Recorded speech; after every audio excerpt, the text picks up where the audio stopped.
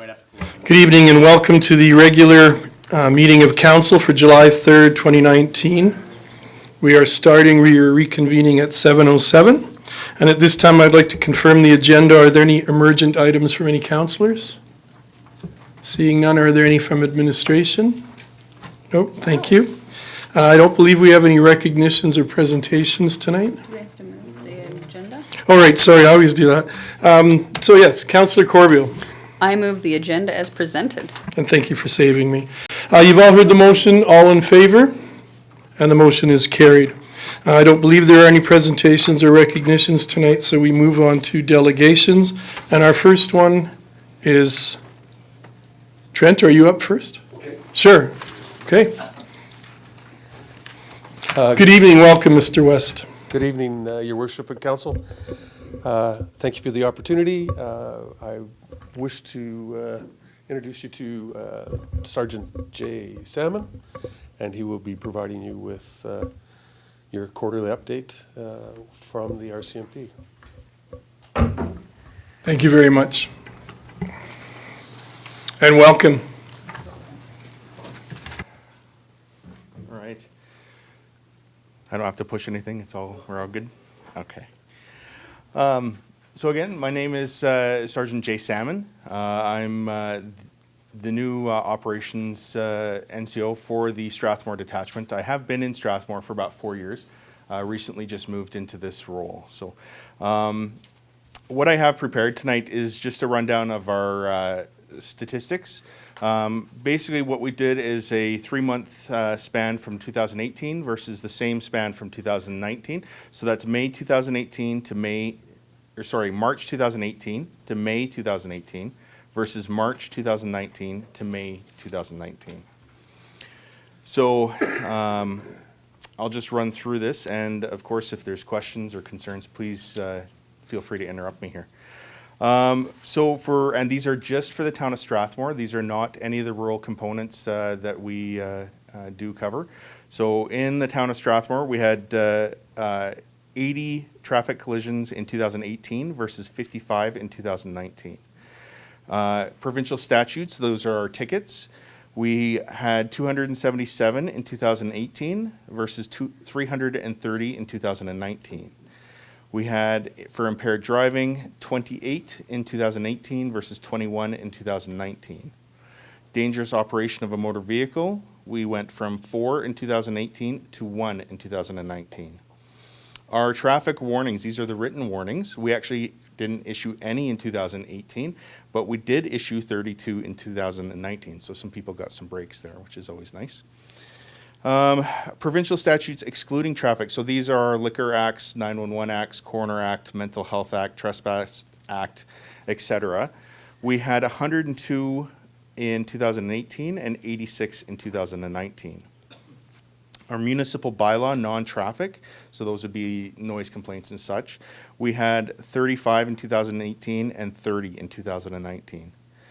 For crimes against persons, for assaults, we had 29 in 2018 and 22 in 2019. Sexual assaults, we went from 7 in 2018 to 3 in 2019. For our threats, robbery, and extortions, and I always have to say this, those are mostly threats. We didn't have a whole bunch of robberies or extortions. We went from 19 in 2018 to 21 in 2019. Our Firearms Act went from 2 in 2018 to 3 in 2019. Our Control Drugs and Substances Act, we went from 2 in 2018 to 4 in 2019. Other weapons offenses went from 1 in 2018 to 5 in 2019. Our other criminal code, so these are fail to comply with release conditions, fail to appear, causing disturbance, resisting arrest, and obstructing peace officers. Those went from 89 in 2018 to 84 in 2019. Theft under, we decreased from 65 in 2018 to 34 in 2019.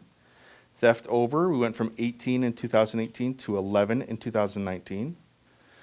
Possession of stolen property, we went from 10 in 2018 to 8 in 2019.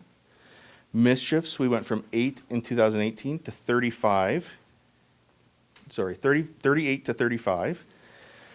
Frauds, we went from 36 in 2018 to 16 in 2019. Break and enters, we saw an increase from 10 in 2018 to 16 in 2019. Our common police activities. So these would consist of abandoned vehicles, suspicious persons, animal calls, false alarms, lost items, found items. We had 192 in 2018 and 161 in 2019. Assistance to the general public, we went 86 in 2018 to 80 in 2019. Our victim services program, we saw a decrease in the number of accepted offers from 34 in 2018 to 20 in 2019. Our declined from 39 in 2018 to 42 in 2019. And proactive referrals decreased from 11 in 2018 to 5 in 2019. So overall, our investigations and call for services decreased from 1,327 in 2018 to 1,218 in 2019. So those are our statistics. I guess before we carry on, is there any? Are there any questions or comments from council? Councillor Sobel? Thank you. Yeah. Good evening, Sergeant. Hi. Doesn't Sergeant sound better than Corporal? We're still deciding. I want to congratulate you on your recent promotion and welcome to the position of Operations NCO for our detachment. I'm a fan of you, and I'm glad you're sticking around our town. So just first of all, this is what I would refer to as a fairly good news story. It's Absolutely. There's some nice numbers in there, and one of the comments I would make in regards to many of the decreases is that many of those categories are, in my opinion anyway, directly affected by police presence. So, to me, that's a sign that the members. There's a lot of things here that are telling me that the members are out on the road. Even the traffic warnings. Tells me that the members are out on the road a little bit more and getting more active. One area that I do have a question on is in regards to impaired operation of motor vehicle, and I noticed that there was 21 reported for the second quarter in 2019 with 7 charged.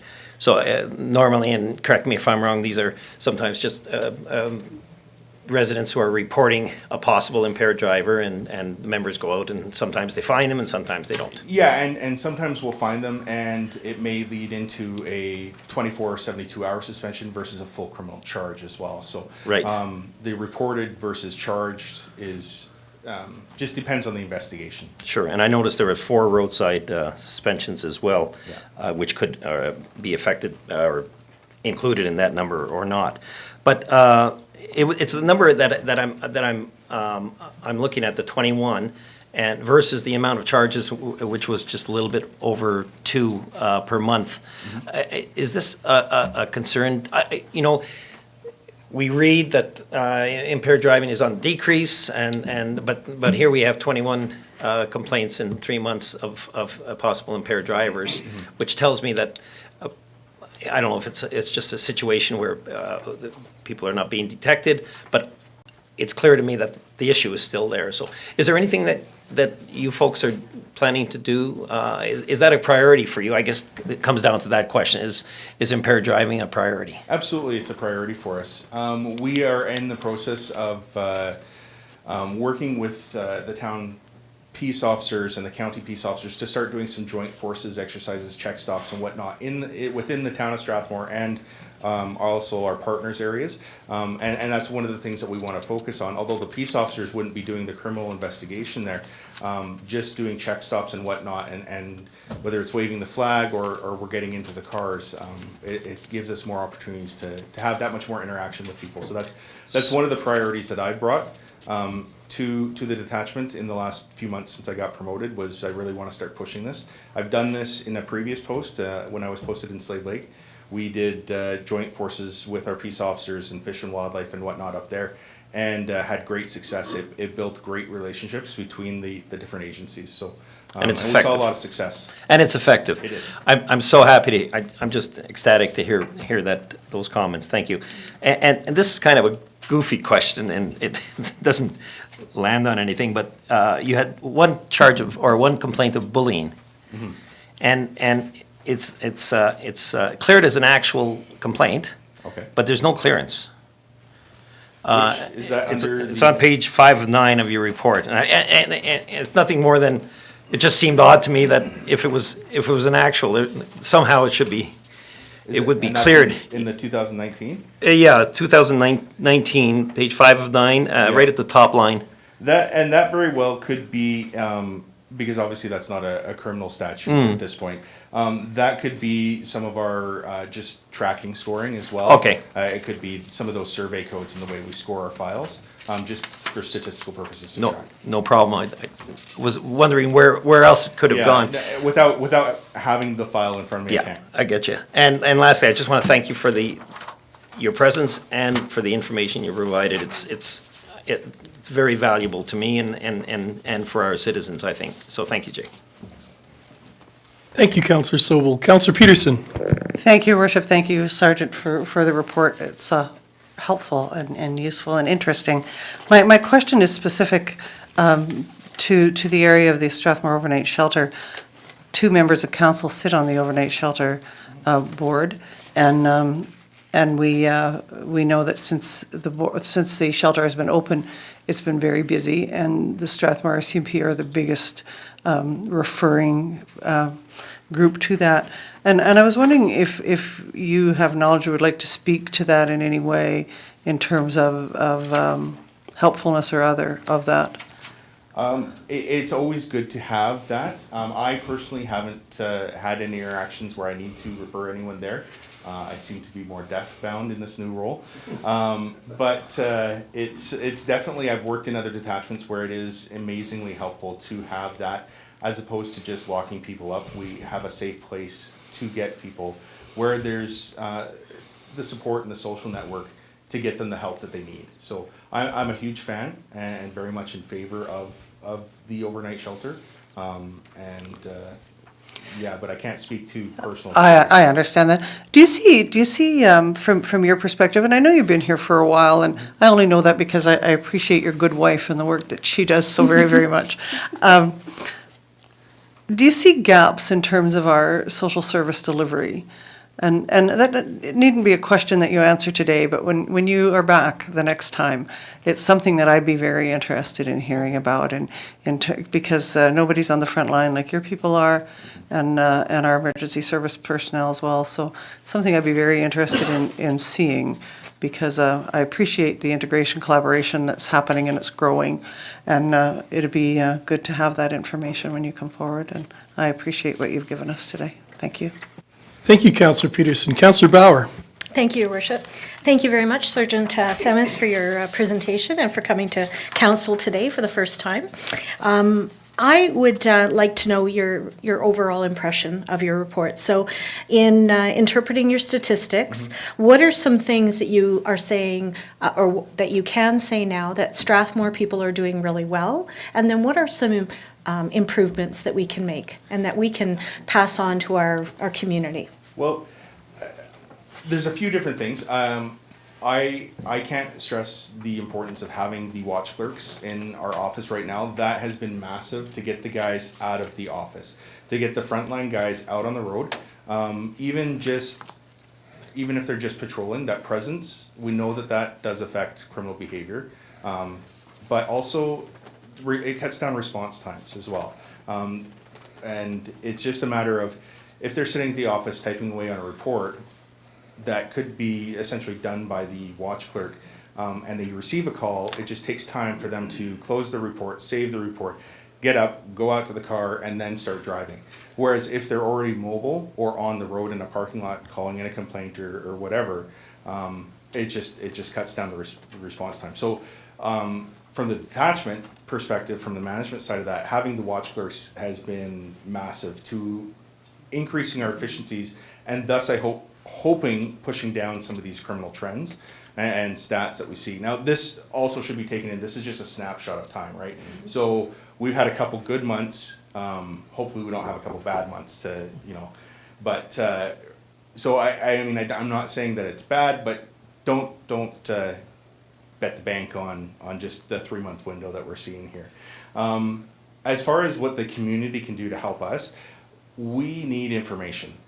We need people calling stuff in. If you see something suspicious, if you have a complaint, whether you think it can ever be solved or not, we need that information. We have analysts working out of the district office in Airdrie who are like human computers. The amount of information that they take in, and they're able to spit out crime trends, and they're able to say, hey, we see that you have this and this and this and this going on in your community. This guy's associated with that, and we think he might be over there. Can you start looking for this specific guy? It's amazing what these guys can do to point us in a direction. So, but we can only get that if we are getting the information in from the public. So if they're calling in the complaints, if they're calling in tips, if they're calling in whatever, we need those calls. So I hope that makes Absolutely. So what I can summarize is that we definitely want people to call in complaints instead of just putting them on social media. Absolutely. Please call it into us. I don't mind if you put it on social media, but call us too. Thank you. Thank you very much. Thank you very much, Councillor Bauer, and thank you for your presentation. I really appreciate the comments on the Watch Clerk program, because that's something that previous council really bought into the idea of it and pushed for it, and we were able to get our county of Wheatland partners and Rocky View to come along, and I was speaking to Reeve Belkey last week in Rocky View, and they're quite happy. He was going to do some more checking, but I agree that it does get our members out, and the fact that they have that presence has got to make a great difference out in the community. Absolutely. So, much appreciated. Thank you. Thank you. Point of privilege, Your Worship. Councillor Peterson. I'm getting texts from public that are trying to watch the meeting. Apparently, they can't access it. Oh, okay, were you able to hear that back there? I don't know. I'm not I'll sure. let them know that. It's unusual. These are the same people that watch every week, so. Is it possibly because the website has been updated? I don't know if they've got it completely linked, I'll get them to check that out. Thank you. but they can go directly to YouTube and watch the stream. I'm Okay. monitoring this right now, and Okay, thank you. it's actually. And Councillor Peterson, you can keep Yeah, us I'm just doing that now. updated. Thank you. Which brings us to item 4.2, the NMAX solar presentation, which is on page 4 of your brochure, your agenda package. Welcome, David. Good evening, Your Worship. I'd like to introduce Jason Atkinson, the Director of Operations Solar at NMAX. Administration's been looking at opportunities to utilize some of its unused space, so buildings, et cetera, and put it to work on behalf of solar. We have done some due diligence, we've done some looking around, and we've gotten to a point here where we're ready to have that, or NMAX put something in front of you. You do that for yourself. So we're ready to have them come and present. I think they've got some really interesting approach, and I think they've got some great experience in the space. With that, I'll leave it to Jason. Thank you, very David. much. Thanks very much for having us here tonight. We're really excited to present this great project, potential project. As David mentioned, I'm Jason Atkinson. I'm the Director of Operations of our Distributed Generation Group. Mainly solar, but I do oversee other distributed generation products like combined heat and power and wind, mainly on a utility scale. So I'll jump right into the presentation. The next slide here, this slide just represents what a great solar resource Alberta is, and we're not taking near the advantage we should have. We are actually 6th globally for sun insolation, and what that means is that if you look down the chart, the yellow line indicates the kilowatts of capacity of solar installed, and if you look at Germany, they're way up in front. They're still out in front, although the United States is creeping on them now. But what that represents is somewhere like Germany on average has 4.4 sun hours a year, and where we hover around 6. So it just shows you that we have that much more sun to harvest with, right? So it just shows that to be 6 globally, we should be seeing more solar in Alberta. So that's what this slide represents. The next thing is NMAX Solar. So I've been with NMAX since the inception of solar. I started with them in 2005. What we did at that time is we started to do research and development on solar products, on various products. We actually started with solar domestic hot water, micro wind. We had a cogen product called WhisperGen for homes, those sorts of things. And one thing, just with my background with operational maintenance, noticed right away that the one thing that we were seeing with the other is heavy failure, the other products. So, we had a 30 to 40% fail rate with micro wind and solar domestic hot water. And one of the reasons, especially with solar domestic hot water, is while you're at work or out camping and that, it's producing the most hot water for you, and it has nowhere to go. So what happens is generally you end up with glycol on your floor, and you give me a call. So it just wasn't a great product. So I went back to the executive and said, listen, we just need to be in solar PV. And they challenged me because they wanted to be more products than that. And I said, the reason mainly is because we're just moving electrons. It can monitor itself, and there's very little maintenance. And that was the whole key. So we ended up launching. So NMAX Solar, we are full turnkey. We do all permanent construction, procurement, the whole 9 yards, applications, everything. With our product, we cover it with a bumper-to-bumper guarantee with our finance products. And a production guarantee. So we're in this together with you for the length of the term of our financing. So, there's no operational and maintenance cost to the town at all. We take care of it all. It would be no difference if you had a power outage. We treat solar the same way. Okay. So one thing here with that made solar actually become viable in Alberta is what we call behind the meter. Which is the microgen regulation that came in. And the microgen regulation basically would allow a consumer to put a generating asset on their home or business, and you can actually use the energy in your home, but when you're not using the energy in the home, you can export that energy through a bidirectional meter and you get paid for it. So now all of a sudden, you're getting paid for energy that you export. If you're up to 150 kilowatts AC, it's whatever your fixed rate. If you're locked into a rate or the regulated rate is what you would get back. If you're over 150 kilowatts AC, you'd be on an interval meter and you're now playing the on-peak market price.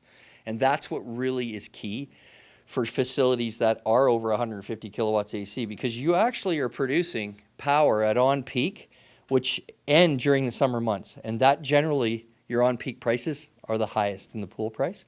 So that's why it works very well. Next thing is our financing. So what our CEO's vision at the time was he wanted us to be able to deliver solar to consumers without them having to lay out a whole whack of capital. So what we did is we said, okay, he wanted something that we could put together that would kind of mimic their utility bill, but they have this generating asset on the roof that they can get a return on. So we came out with a lease product. And then later on, due to funding channels that wouldn't accept leases, one being the MCCAC, they want the title to transfer to the owner right away with the town. So we had to create what's called a deferred payment plan. In our deferred payment plan, the only difference between the lease and the deferred payment is just an equal payment loan. Okay, it's no different if you went down to Ford, you had a 60-month equal payment loan. They'll give you an option to pay the GST up front or amortize it. That's what it is. Title transfers to you right away, and at the end of the term, you buy it out and it's yours. The lease is a little different. The title stays with NMAX. There's a 5% residual, and basically everything else is the same, but that would just be the difference between the two. We finance anywhere from 5-year to 20-year, or anything in between. Whatever term you are comfortable with, we can finance for you. We absolutely can also put in, with our lease or our payment structure, escalators that mimic the grid pricing. So you'll see an escalator, generally utility prices on the commodity side, retail side, we won't talk about transmission distribution, increase about 2.3% a year. And we can mimic that with our payment schedule for you. So you're always cash neutral, or it could be cash positive depending on what you settle at in the market, right? So you can buy the system out from us at any time. You're not locked in, you're not penalized. We don't penalize you for the forward interest. We just look, if you came to me in year 3 and said, Jay, you know what, we got some capital, we want to buy this thing out. We look at what you owe, we let you out, and away we go.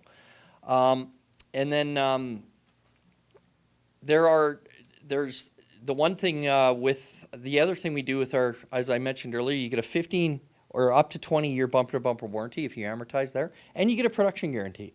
So basically, we look after you. Okay, that does include hail damage.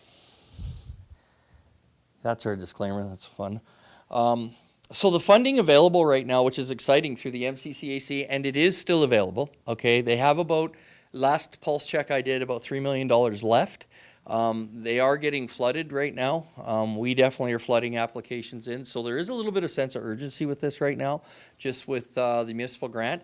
The exciting part that really makes this even more viable is if you're a first-time applicant, you can get a bonus of up to 25 cents a watt to $250,000 on top of the standard 30% of the capital cost. So it's a nice boost. If you look at projects like Genesis Place and Airdrie, it was originally approved at 1,300 kilowatts. When we went back to council and it got approved for 1,550, it was due to the fact that that bonus was there and they actually got the extra kilowatts for nothing. So that's what happened. And so basically, we've modeled out these sites as we found. What we generally do is we do a full feasibility study. We look at all your sites and we go, okay, what are good solar sites and what are not?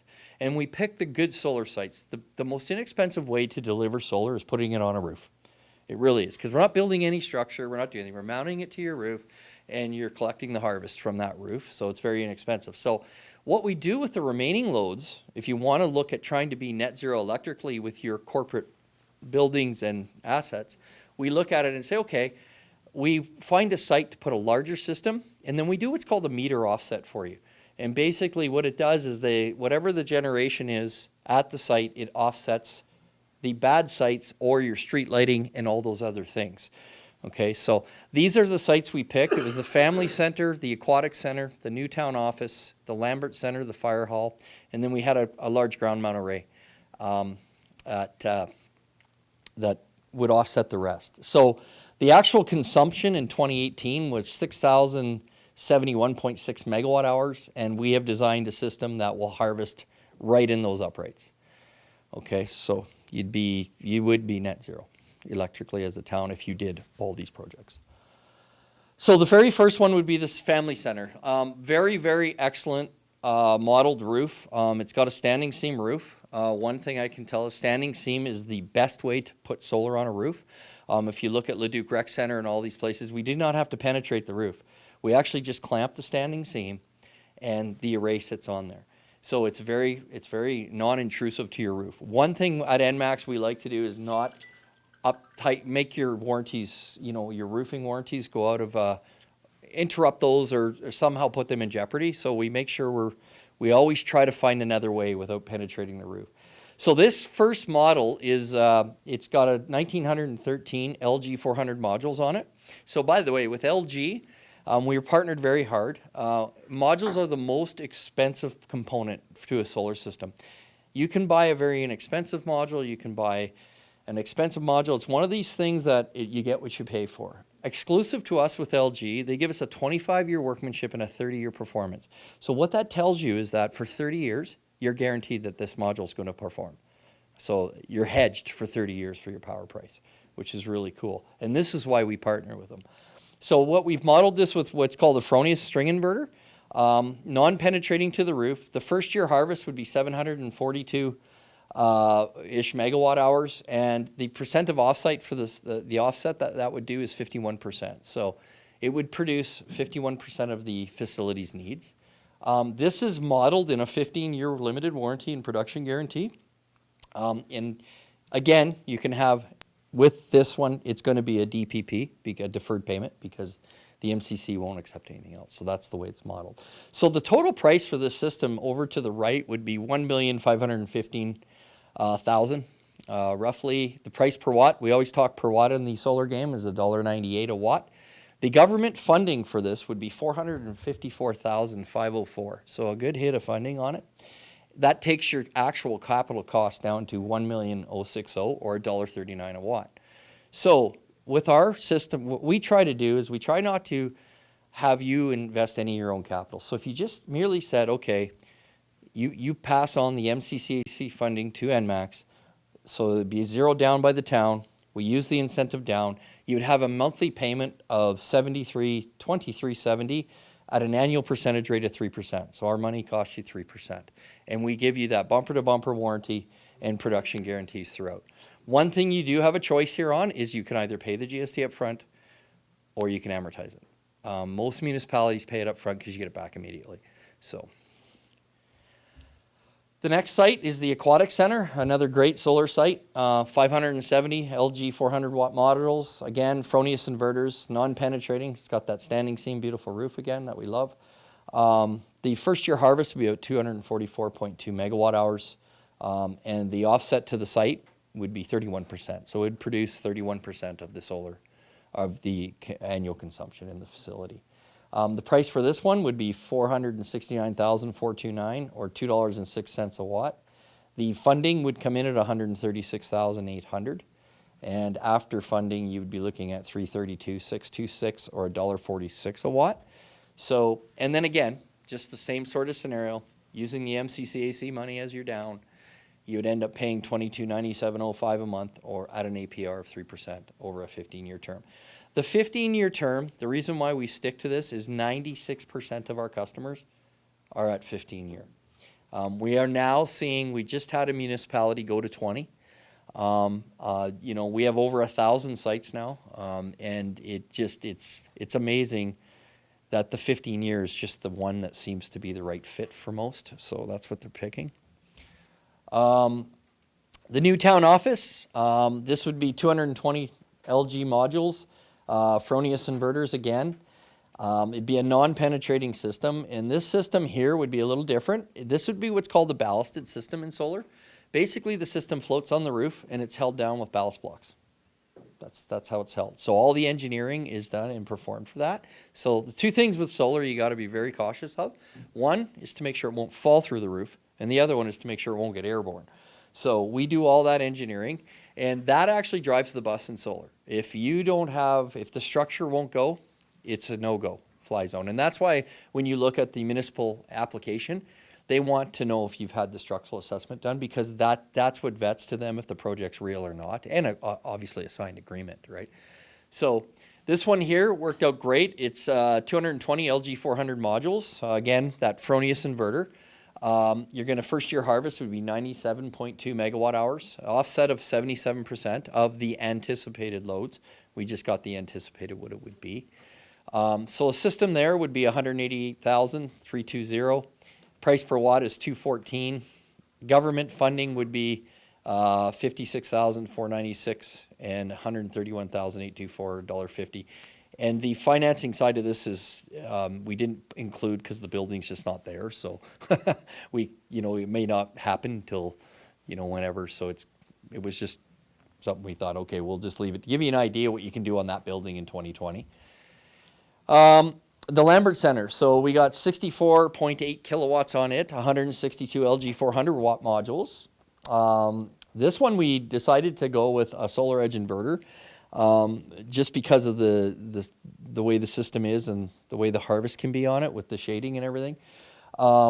This would offset 65% of the town's loads, or sorry, the facility's loads, and it would be covered again by a 15-year production guarantee and warranty. So total price for this one would be $146,113, $225 a watt. The grant would come in at $43,834. So the total after funding would be $102,279 or $1.58 a watt. Again, just using that same exercise of just using the funding as your down payment, no capital investment by the town. Your monthly payment would come to $706.32 or 3% APR. The next site is the fire hall. Great site for solar. Pretty much every municipality we've worked with has put solar on their fire hall. So there'd be 135 LG 400s. Again, Fronius inverters, non-penetrating, again on the standing seam. This first year harvest would be 52.2 megawatt hours or an offset, which would offset about 98% of the load. So little tweaks to this facility, you could actually be net zero very easily, like LED lighting retrofits or other things that you could do to actually clean up the envelope to get yourself achieve that net zero.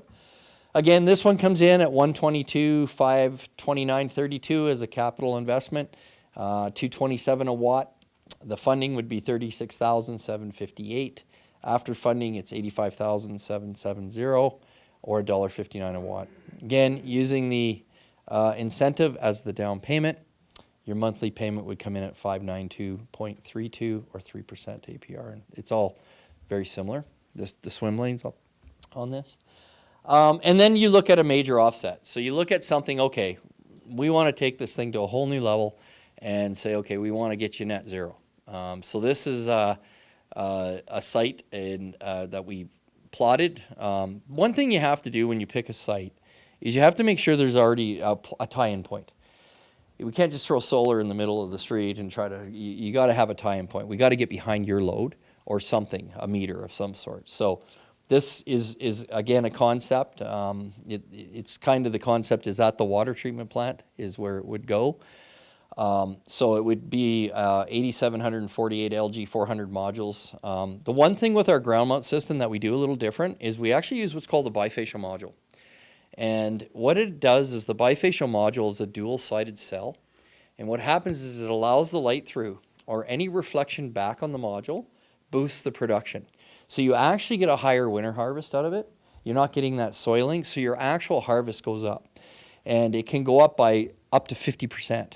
So on our ground mounts now, we use nothing but bifacials, and we're seeing the boost in that harvest. We have a lot of data now. We have upwards of 100 ground mount sites. We have a ton of them on irrigation pivots in southern Alberta, and we're seeing the data, and it's really, because we've, for the last 5 years, we've been installing ground mount systems, but this new technology, we can look at a standard back sheet versus it, and you can see the performance different.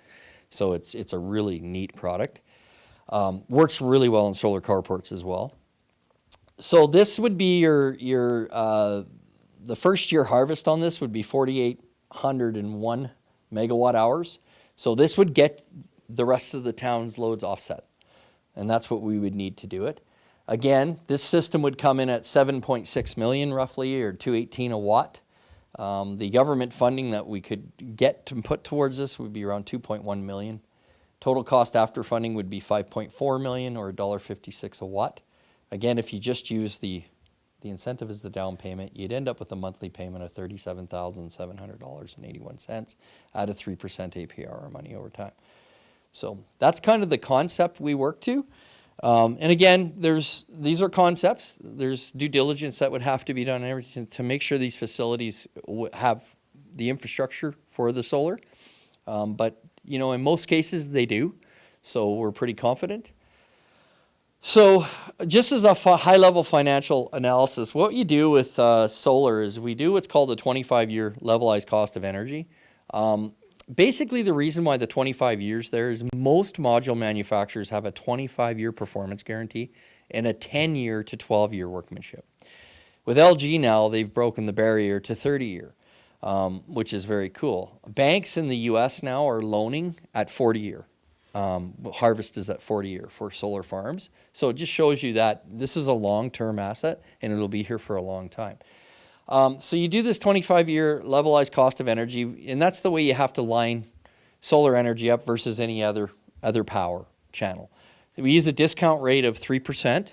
So if you invested your money at 3%, if you broke even, you'd have made 3%.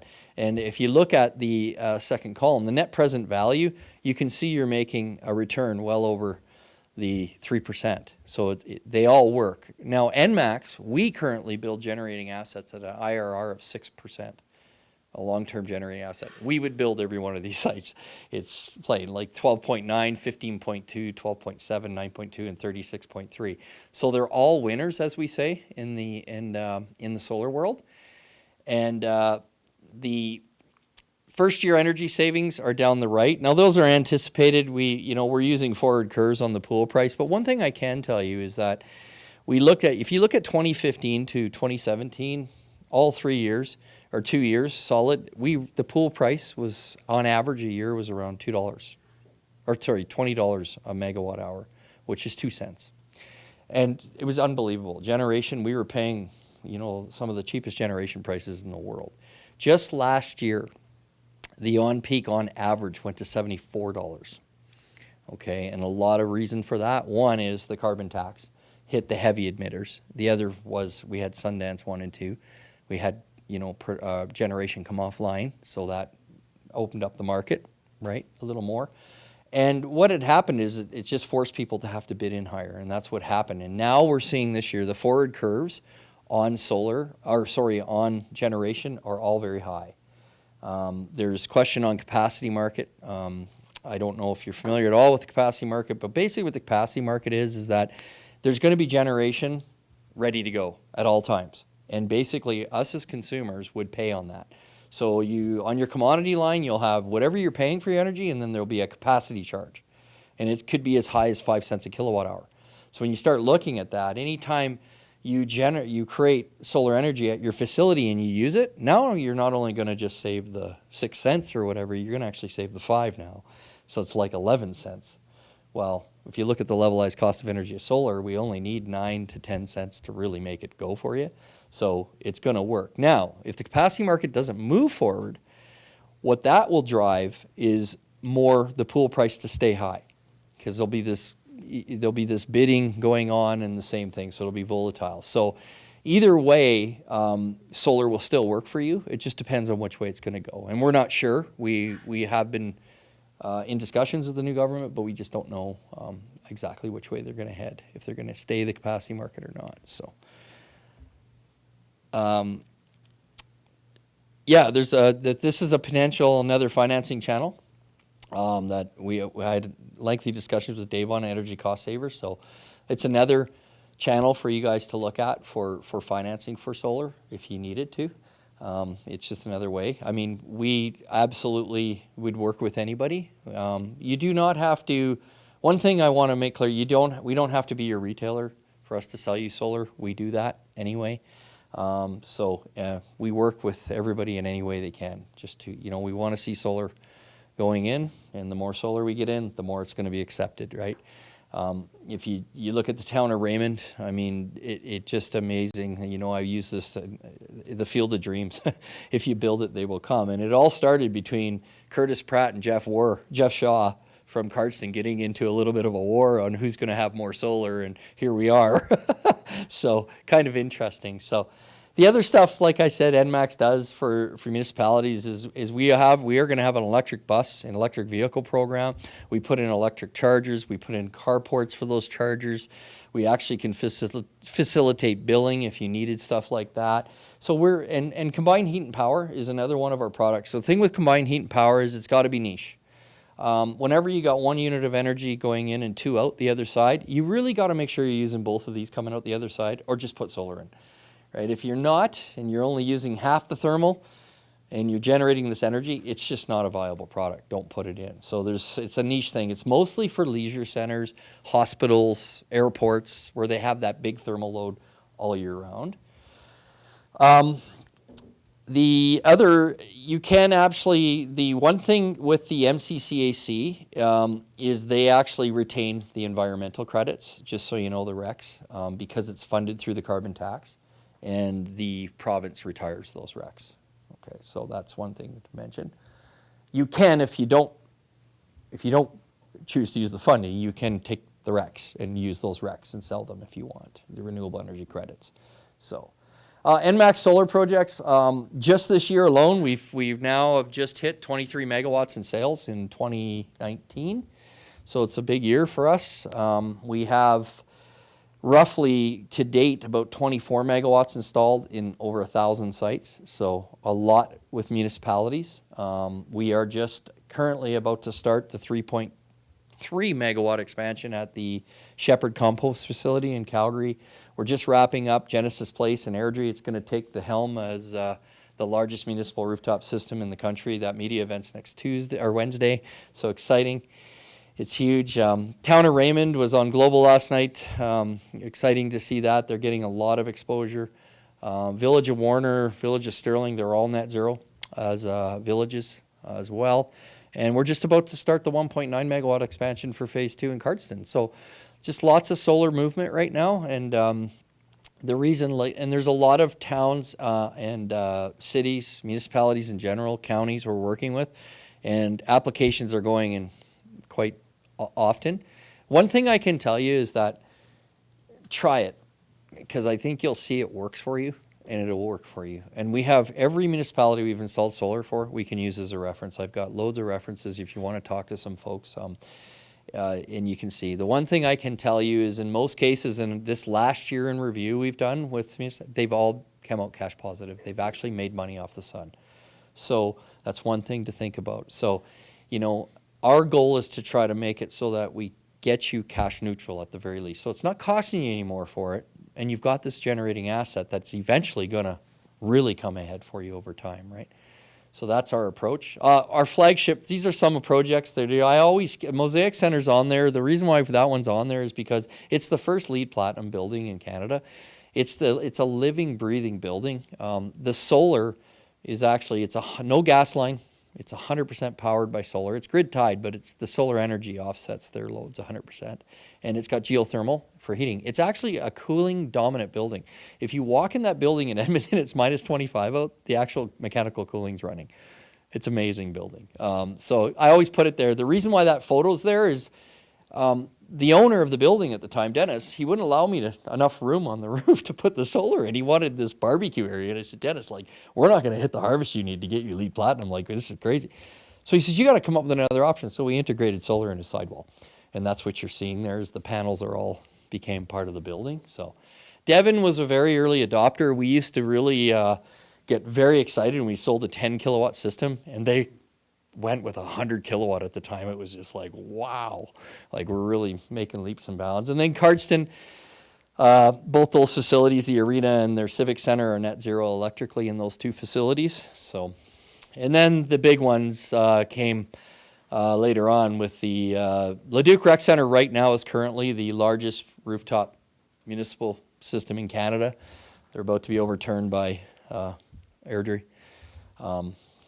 They have another megawatt or two expansion they can do on that roof, so it'll be interesting. In Brazeau County, we've now done, with that county, we've probably done 20 of their buildings now. That's just their main office, head office, and maintenance facility. And then the Encana Center was a game changer. That was the very first LG system installed in Canada. And what the game changer was is that we went from seeing these smaller systems at 10 kilowatts and 50 kilowatts and 100 kilowatts to megawatt systems going on a roof. And that was just a total game changer. I was just ecstatic when I left those meetings and they approved it. It was crazy. And one thing you can notice on the Encana Center to the right is you see that big open space. I get asked that question all the time is why is that big space there? And that's because there's hanging loads below there. There's the Jumbotron for the junior hockey team. And our structural engineer said no fly zone. It can't take any more weight. Hanging loads are brutal. And that's the kind of due diligence we do. And one thing that made that system, when we plotted it originally with the original module, we could only get them to about 750 kilowatts. By putting that LG module, more efficient module on, we got them up over a megawatt, and that really helped them and made them happy. So, yeah, solar references. So Bruce Knisley in the City of Leduc, we're about to do some car chargers for them and everything. He's got a lot of history now. They've done 2 years in review, and they've come out very well. They actually in June last year settled at $482 a megawatt hour and paid their lease payments for the rest of the year. It was just in the on-peak export they got. So they were very excited about that. City of Calgary, we've just done a pile of, you know, the City of Calgary, they have the most municipal solar installed in Canada. And nobody knows that. They're 100% renewable. They're all fed their energy by the wind farms. Like it's an amazing story. We need to tell it more. So, but these are just various projects we got. Town of Cardston I've showed you, and that's me. So happy to answer any questions you have. Or Thank you very much for your presentation. Councillor Corbeil. Thank you, Your Worship. I have a quick question on the ground system that you have Yep. suggested. How much land would that take up? it's for generally 1 megawatt takes up about 3.5 acres. And we're talking, that's around 3.5, I think. that? Yeah. That is. Yeah, so that would be your matrix. Generally, if we can tighten the inter row spacing up, depending on what we do, we can maybe get it down to 3, but in general, we like about 3.5 acres per megawatt. Okay. So then, because you're No, at 400 watt. Okay. I will let somebody else go. I'll get my other ones ready. Thank you, Councillor Corbeil. Councillor Sobel. Thank you, Your Worship, and thank you for the presentation. I'll tell you something that drives me crazy about this. If we go back 15 years in solar to now, how many things have changed, even with just the LG component. And so I always wonder, where are we going to be in 10 years?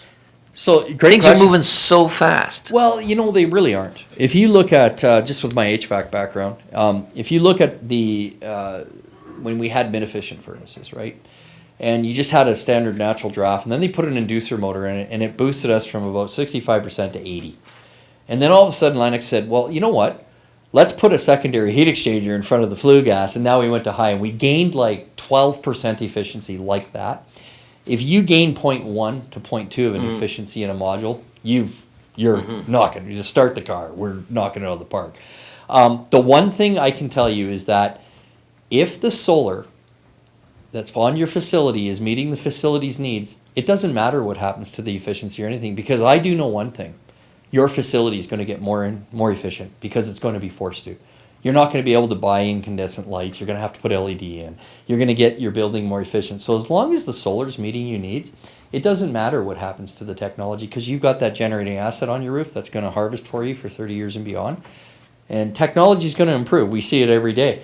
We see it with electric vehicles. We see it with cars. We see it with everything. But solar is just one of those things. If you asked me 15 years ago, the power class of module we were putting in around 15 years ago was around 200 watts. Right? Now we're putting 400 watts. So if that's what you want to look. But those 200 watt systems that we put in, they're still harvesting well, and they're still meeting those facilities' needs. Interesting. Thank you. Yep. Appreciate that. Thank you, Councillor Sobel. Councillor Bauer. Oh, thank you. Thank you very much for your presentation, Mr. Atkinson. I really appreciate it. It's given me some good food for thought, and I have a couple questions for you just regarding the new government that's just come in. I've heard things, but I don't know for sure, and I know you would. Have they secured the same level of funding for solar that our other government had said, or are they changing things? No, they're going to change things. I think when you look back at the original, we'll say UCP program or PC program that we had, it was through the Climate Change Emissions Management Corporation, and NMAX had that funding available, and we were doing a similar product to this. They're going to move it back to that. From our understanding, that's what we believe, and Energy Efficiency Alberta will go away. The two funding channels that are still there they're allowing to see them out, which they have allowed to let Energy Efficiency Alberta see the money, but the problem is the money's it's gone. So it's all been used. So now the MCCAC still has this $3 million till 2020, and the on-farm. And the on-farm is federally funded as well. Okay, so the numbers that you've brought us in terms of grant matching, that's all federal money, that's not No, provincial? that's provincial, and that's Provincial. through the AUMA, the Okay. MCCAC, which again, they have money there now, but I mean, it's going quickly. Just, I put in, I don't know how many applications in the last 2 weeks, and we took it down from 5 to 3. So it's moving. It's just, it's something where you gotta make a decision. Like I say, I don't think you have to, I'm the guy that just put it on a facility that we know is gonna work really well and try it and get funding. Well, it's there. And then, in terms of wind power and solar power, I know that you're only able to use wind power when the wind is generating, and Yeah. you're only able to use solar when it's sunny. So what, in terms of research and development, what is NMAX doing for fuel cell capturing of that solar power in order to keep it for non-prime, non-use? More so that you can have a little bit more accessibility in those non-peak times. Yeah, what we're doing is we got several pilot storage projects going on right now, our research and development. We're doing everything from power factor correction to peak shaving to storage and unloading when needed. And peak shaving is kind of very similar to that, where if you hit that ratchet of 85% of your demand, you're locked at that demand charge for 12 months. So we have peak shavers out there now that are just, when it sees your energy consumption going and it's going to hit, it just pulls you back and unloads the batteries and keeps you there, so you'd never hit that ratchet and pay that heavy demand charge for 12 months. Those are the things we're looking at. Our big thing at NMAX is that we believe that solar with wind, with gas generation is the absolute key. The generation's just there because we can't control Mother Nature. So when these are performing, the plant's down, our peaker's down. If these aren't performing, the peaker ramps up and we ramp it to what the demand is needed. That is the best matrix. Eventually, storage will be the best matrix with renewables, to your point, and we're starting to see the prices come down with storage where they're getting viable, where it's going to work. Before, storage prices and the maintenance was so high, but now with lithium ion and the new technology, yes, it's an absolute game changer happening. I go to Solar Power International every year, largest solar show in the world, and it's just all solar, grid-tied solar mostly and everything. Last year in Anaheim, half the show was storage for the first time. It just shows you it's really taking, it's So it is really coming. moving fast. That's exciting. Yeah. Thank It's you very much. exciting, yeah. Thank you, Councillor Bauer. Councillor Corbeil. Thank you, Your Worship. I remember my other question. With your option that you have on here, your financing option, your 15-year term, what happens after that? So basically, you can renew with us. You can sign a long-term services agreement, so we continue to look after it for you. Or you take the asset over and you still have your manufacturer's warranty, so you can lean on. So the only differentiator is that if it need to be repaired and you wanted me to repair it, you'd pay the labor portion to have me come out and repair it. That would be the Okay. difference. Thank you. Yeah. Thank you, Councillor Corbeil. Councillor Peterson. Thank you, Your Worship. So relative to Councillor Sobel's question about, in future production, one of the things that I was reading about when I was prepping for the meeting tonight was the concern around material shortages. Is that something you're experiencing at all? Oh yeah, we have a module shortage right now. They're basically going into, so all the Chinese manufacturers are basically feeding into China because they're trying to they're building renewables like crazy. So is it correct then, because I read on not a necessarily credible site that China in 1 year had gained 60 megawatts of solar PV? It'd in be 1 more year? than that actually. It would be their Or stats. gigawatts, I mean, Gigawatts, yeah. that would be right. Yeah. In 1 year? Yeah. They're actually they're on track to be putting a wind turbine in a day. But the US just did 60 gigawatts in 5 years. Yes, they So they did. did it in 1 year. Yeah, 1 year. Yeah. So the supply and demand into the U.S. and into the U.K. and into China has created this shortage. But we have certain levels, like we have everything in stock. If you said, let's go ahead, I have everything in Calgary. We hedge, we bring modules in. Like I say, there's two manufacturers you use. It's Hanwha Qcell and it's LG. And they're tier one manufacturers, and tier one manufacturers are bankable. Yes. That's what we look at, because your warranty's only as good as if they're there, right? And that's what we want to be sure. You look at, LG's balance sheet's $200 billion. I mean, they're going to be around. So that's why we use them, and we just, they're there for us. So we know they'll be there. When I was looking at that Anaheim conference, they were talking about exotic materials and optical tricks that would increase that 15 to 19% capacity for solar PV. Yeah. Like, what exotic materials? Well, I was they're interested talking in- about concentrating. There's so many different exotic materials. So it's just study. It's a study. I mean, there's been. So I went to PV USA. It's the first testing solar facility in North America. It's outside of Sacramento. You have to be with the manufacturer to get in there. I actually got in with one. I was blessed to, and I went back to the back corner, and there was a 1959. There was a module there, and they were testing it for NASA. It had been in there since 1959. 25 watts, and it was still operating. Wow. The one thing as I went through, I saw all this different technology of solar, concentrated to thin film, and it wasn't working. But the old workhorse solar PV all the way through was working. The other thing I noticed is the electronics were being changed quite regularly. Now, as you got further along, longer spans between the electronics, and now you can get the electronics with a 25-year warranty. So it's amazing, right? So solar's bulletproof. It's proven and it works. My next question is one of those layman idiotic questions. But I guess I think about, will solar panels, will there be like an unimpeded access in case of fire to rooftops? Yeah, so basically what happens is the code rules require us to put what's called a rapid shutdown device in. So what happens is the fire unplug it? department. Yeah. The fire department shows up, it has to be by the meter, so when the fire department goes, they can hit that switch if they can't pull the meter right away, and the system's dead. So they can go up and they can just pull panels off and. So they can unlock the Yeah. panels and Yeah. unsnap them or whatever? they Yeah, do? and Ah. I mean, I'm sure you can weigh in, but most fire do not cut holes in roofs anymore. It's just that's what we've learned. I mean, the code has been written around the NEC and mostly around California, and they have the most solar capacity in North America installed there. And this whole code, for safety reasons, to your point, has been written around making sure that firemen have safe access. Yeah. Thank you. And my last question is, do you think that we'll meet the Paris Accord of 30% of the world's power being generated by solar PV in 20 years? It'll be a stretch, but. Is it a stretch? It'll be a stretch. You never know, though. It depends on. Really on interesting presentation. what the drivers are. Thank you, Councillor Peterson. Just a question from myself to administration. James, will we be getting a report back as far as recommendations and things to consider for council? David?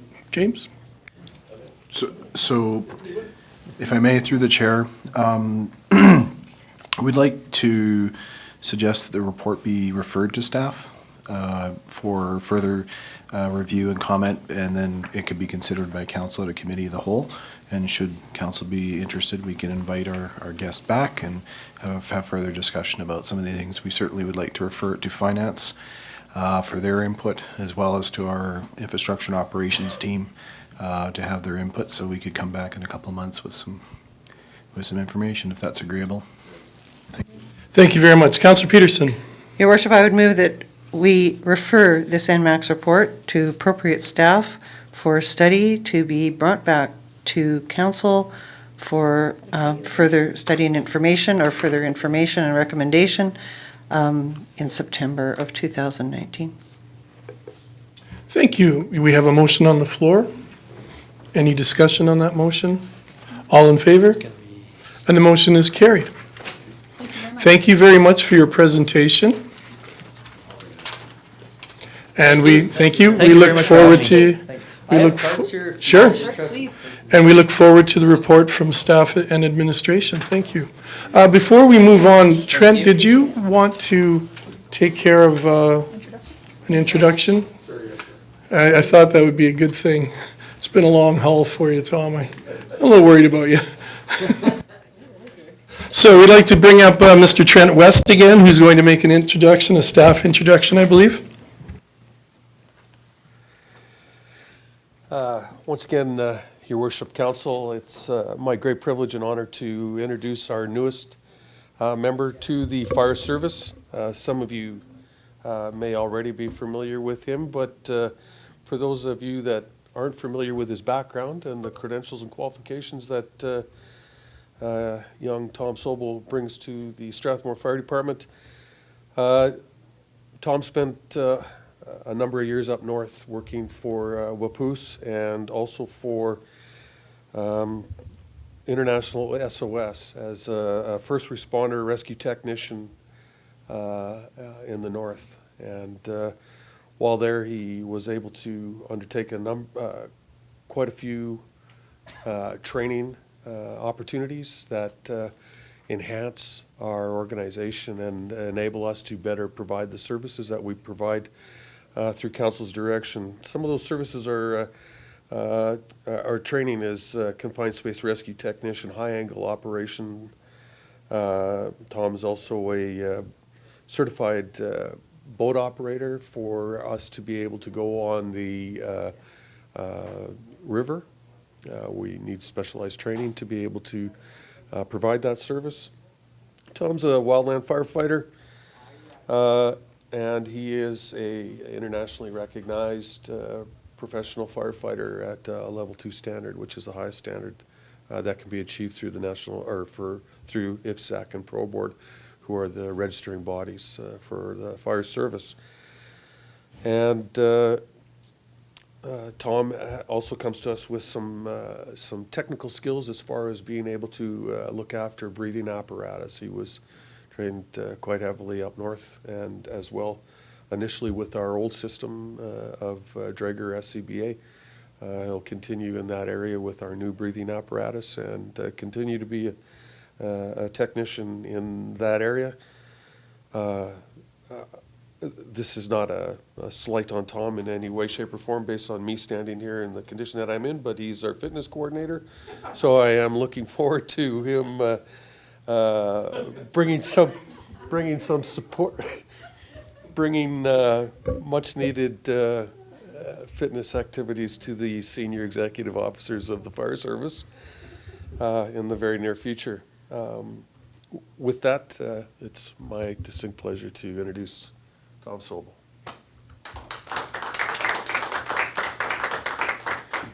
Your Worship and councillors, good evening.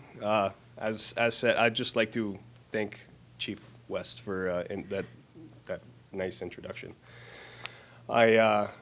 If any of you already know me, I am a man of few words, but I do make it very clear that I'm in this for the long haul. I'm going to be here for a long time, and it's going to be my personal mission to help see this town remain safe. So, do whatever I can. Thank you. That's it. Thank you very much, and welcome to the department. And I know the councilors are going to want to weigh in, but I just want to express my appreciation for the time and effort you've put in. I know you were up north for quite a few years. The time and effort you put in to become such a well-qualified applicant and candidate for the program, and to be chosen shows that you did all the right work in your time away from Strathmore, and you worked yourself to be in a position where you would be a successful candidate. So I appreciate all you've done for that. Thank you. Councillor Peterson. Thank you, Worship. I have nothing to add except to my thanks to both of you for bringing this beginning of a full-time fire department, and the statistics that have followed up as a result of that are already impressive, and I'm very, very grateful. And in addition, I'd just like to recognize Chief West for this beautiful badge that recognizes the Strathmore Fire Service and emergency services. Is it for and also in its inclusionary design has Strathmore's name in Blackfoot, Omoxacoke. And so thank you, Tom, for the long haul. I really appreciate that. Thank you, Chief. Something I didn't include in Tom's introduction because he wouldn't be able to put his hat on after, but Tom was the lead in designing this crest. He did 90% of the heavy lifting, and so we have him to thank for the crest as well. Thank you, Councillor Peterson, and once again, thank you, Tom, and congratulations and welcome to the department. I know you're going to be a huge asset to the town. I'm honored to be here. Thank you. Which brings us to item 5, confirmation of minutes. 5.1, the approval of the regular council meeting minutes for June 19th, 2019. Councillor Bauer. Thank you, Your Worship. I move that council adopt the regular council meeting minutes for June 19th, 2019 as presented. Thank you. You've all heard the motion. Is there any discussion on that? Any comments? Seeing none, all in favor? Motion is carried. Brings us to item 6. I don't believe we have any tabled items. So moving on to 7 items from administration. 7.1, organizational health and safety policy, which is found on page 33 of your meeting agenda. And Karina, you're coming forward. Welcome this evening. Thank you. Good evening, Your Worship and councillors. Would you like a presentation about the report of the occupational health and safety policy? If not, I'm open to your questions. Council, what are you thinking? Have you seen enough in your reading? Councillor Peterson? I was pleased with the report. I thought it was really thorough, and I appreciated the supporting documentation that came to us. And I have no questions, Your Worship. Just gratitude for the policy as it's. Thank you. And is administration, are you looking for a motion then to approve? Okay. Are there any other comments or questions from councillors? Councillor Peterson. I would move that council approve the proposed updates to the organizational health and safety policy 1502. Thank you. You've heard the motion. Any discussion? Seeing none, all in favor? The motion is carried. Do you need us to include the legislative statements as well, or? You have a note here to include new legislative requirements. Does that need to be a part of the motion as well? So an amendment to my motion. Your Thank you, Worship, Councillor Peterson. that council approve the organizational health and safety policy 1502, and that this policy will include new legislative requirements and continue to reflect the town's commitment to maintain a healthy and safe workplace. Thank you very much. So we have an amended motion on the floor. All in favor? And the motion is carried. And thank you very much for your patience tonight and being here. I think the fact that council was able to pass it quickly shows that your report was very clear and concise, and we got a lot out of it, a lot of good information. James? Thank you very much. I'd just like to say thank you to Karina and Les. This is Karina's first initiative at council, and we're very delighted to have her. And of course, Les, our OH&S person. And I just want to say thank you very much, and thank you to staff for all the hard work. Thank you very much, and all credit goes to Les. He's done the ground hard work for last year. Your Worship. Much 2 years. appreciated. Thank you. Your Worship. Councillor Peterson? Thank you, Your Worship. One of the things that I really noticed in reading this report that really stood out was how much it jived with our strategic planning and our strategic planning initiatives. And so when I went back through that, I was really grateful to that. I could see the due diligence in it, and it was really appreciated. Thank you for that, Councillor Peterson. Once again, thank you for your time tonight. Thank you. And all your efforts. Which brings us to item 7.2, Council Committee Appointments for the United Way, page 45. Councillor Corbeil. I move that council appoint Rhonda Anderson and Kyla McGugan to the Strathmore United Way Committee for a term ending October 31st, 2019. Thank you for that motion. That motion is on the floor. Is there any discussion? Seeing none, all in favor? And that motion is carried. Moving on to committee reports. 8.1, reports from councillors from committees on which they sit, page 47. Councillor Peterson? Or, sorry, Councillor Sobel, you are first. Thank you, Your Worship. Just very quickly, I wanted to report to council regarding the Strathmore and District Chamber of Commerce board meeting that we had actually earlier this morning and this afternoon. There were 3 motions made, and I would just share with council that that the new policy manual for the chamber was approved by the board. So the that was one that was a missing piece of the Chamber of Commerce. And that piece is now filled. The second part was that the contract format for the hiring of a future executive director was completed after some consultation with legal counsel. And that is now in the hands of the chamber, and that contract was approved by the board today. And lastly, that the chamber rather made a decision today that they will be seeking out the filling of the executive director position, which is empty at this point, come October 1st. So that's all I have in regards to the chamber, Your Worship. Thank you very much for that, Councillor Sobel. Councillor Peterson? Thank you. Somebody else. Thank you, Your Worship. Marigold is meeting this Monday. They have a building committee meeting, and we are expecting very good news on the new building and the progress coming through. Wheatland Housing Management Body has received a completed review of the request for proposal, and a meeting will be held on July 10th, which I can't attend, but we'll be able to submit comments relevant to the choices put before that body.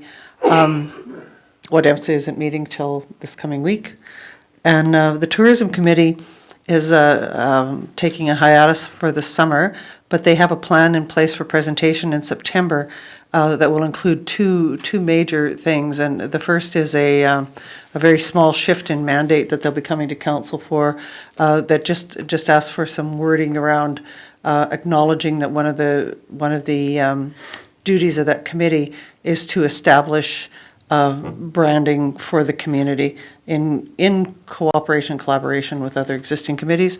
And the second one we'll be bringing some information forward around the DMO. And that's all I have. Oh, I have one additional thing. Councillor Montgomery couldn't attend tonight, but he did send a message out asking for clarification regarding replacement for Councillor Cox on the Community Futures Wild Rose. And so I had indicated that I'd be happy to step in for Councillor Cox in the interim if council so wished. Thank you, Your Worship.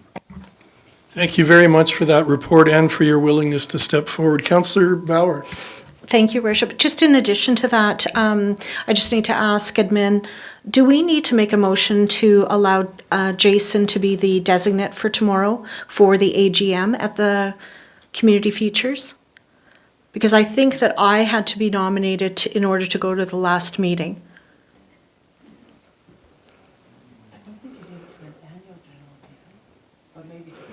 To be as a delegate. So Jason will be the delegate going tomorrow.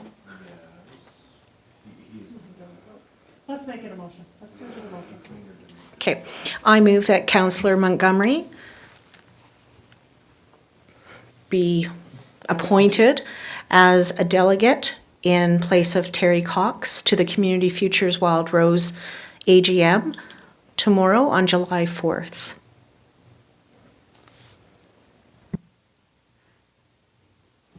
That sounds good. Thank you very much for that. And just a question to administration. Were you able to get all that, Deborah? You're good. And thank you very much for that clear motion. So we have a motion on the floor. All in favor? And the motion is carried. And I want to thank you, Council, again, for all the time and efforts you put on your various committees. And Councillor Peterson, your willingness to step forward too and help out in that situation is really appreciated. And we will need a motion for that, I believe. So, Councillor Sobel, would you be willing to make that motion? Yeah, I'd move that Councillor Peterson be appointed to that committee. Temporarily. Thank you very much. Temporarily, until Councillor Cox's return. Do you want the committee stated in the motion? Councillor Bauer does. Community Futures Wild Rose. Thank you very much, Councillor. Thank you very much for the motion, Councillor Peterson and Councillor Bauer for being a thorn in his side. All in favor, and the motion is carried. And again, thank you, councillors, for all you do on all your committees. I know it's a great deal of effort and time. And once again, if you're feeling ever stressed, I am willing to step in and help you at any time if you need someone to cover, and nobody's listening to me anyway. So I'm moving on to item 9. Sorry, Councillor Councillor Corbeil. I move we accepted the reports for information. Thank you very much. You've all heard the motion on the floor. All in favor, and the motion is carried. We're on to item 9, items directly related to council. Seeing none, we go on to bylaws. Councillor Bauer. I am gonna say something. I don't have a prepared statement, Your Worship, but I would like to really just say thank you to council and I know admin put in a whole bunch of work on Canada Day. And I really think that they need to know that we definitely recognize the amount of work that they put in to just provide Strathmore with such a quality festival on Canada Day. And thank you to all the councillors that were able to attend.